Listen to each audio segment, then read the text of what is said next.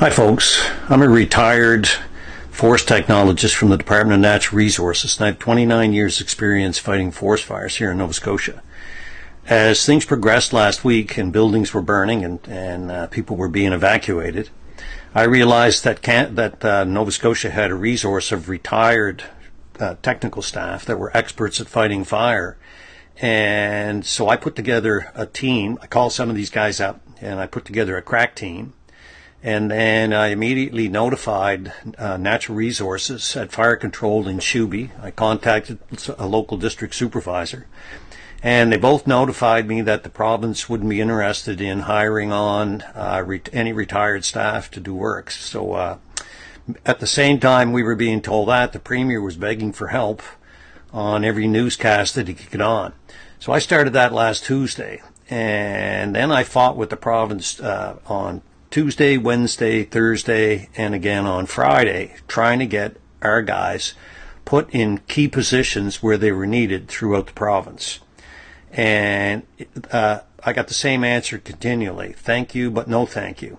Finally, I got frustrated and went on talk radio on Thursday, and then I got a phone call from Shuby Radio that said, or not Shuby Radio, Shuby Fire Control, that they'd put my name on the list and the name of a few others. It was a polite way to say, look, we know you're making noise, thank you, but no thank you, we're still not going to hire you guys to come fight fires. So what taxpayers need to understand is while buildings were burning and the province was short-staffed, and our government was standing in front of TV cameras saying we're doing everything they can, they lied to your face. They didn't. I could have pulled together a lot more teams of guys, retired guys willing to come out and do this. We were not offering to do front line, hose line fire, but there's for every guy on the line, sometimes there's 3 guys behind the line providing what they need in the way of services. And we were highly trained in both evacuation, all levels of incident command. Personally, I've been incident commander on dozens of different fires and fought fires up to 50,000 acres. And together on the first team I put together, we had close to 200 years of experience of fighting fires here in the Acadia region of Nova Scotia. We have our own particular forests down here that, for example, all the crews that are being shipped in have zero experience fighting fires in an Acadian forest region. Most of their experience is in boreal forests. The guys from South Africa have no experience up here. The guys from the U.S., same thing. And our own government passed over an opportunity to hire a team of professionals to come in and help them do the work they're now paying for foreigners to come in and do who aren't experienced in our forest type.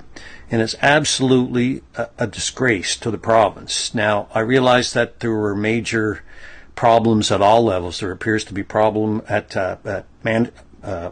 bureaucratic levels, managerial levels, and at political levels. When things should have been done, they weren't getting done. But I'd like to quote what Tim Houston said on Thursday on talk radio. He said, in an emergency, the time for action is now, the time for paperwork is later. And that was only minutes after I'd just been advised from Shubenacadie, thanks, but no thanks, we're not going to take you guys on. So our team stayed on standby, hoping that we'd get a call all week, and that call never came. So if you lost your house and fires remained out of control, when a politician looks you in the eye and says, we did everything we could, they're lying to your face. And what has to happen here is people need to be held accountable both at a bureaucratic level and at a political level. So how do we fix this? What has to happen is a database has to be put together of retired DNR forest firefighters. The guys are still interested that would like to be able to come out, can keep themselves up to date, and get called in on short notice rather than use the CIFC program that they use through Shubenacadie, and call in locals first. And there's no reason it can't be done. All it needs is political will. So something has to change. And if I lost a house and I had been evacuated, I would literally be crying at the top of my voice for politicians to fix this. So it needs to get done, and it needs to get done now. No more excuses. Anyways, guys, that's a little background that you're not going to hear anywhere else. So peace out and take care of yourself out there.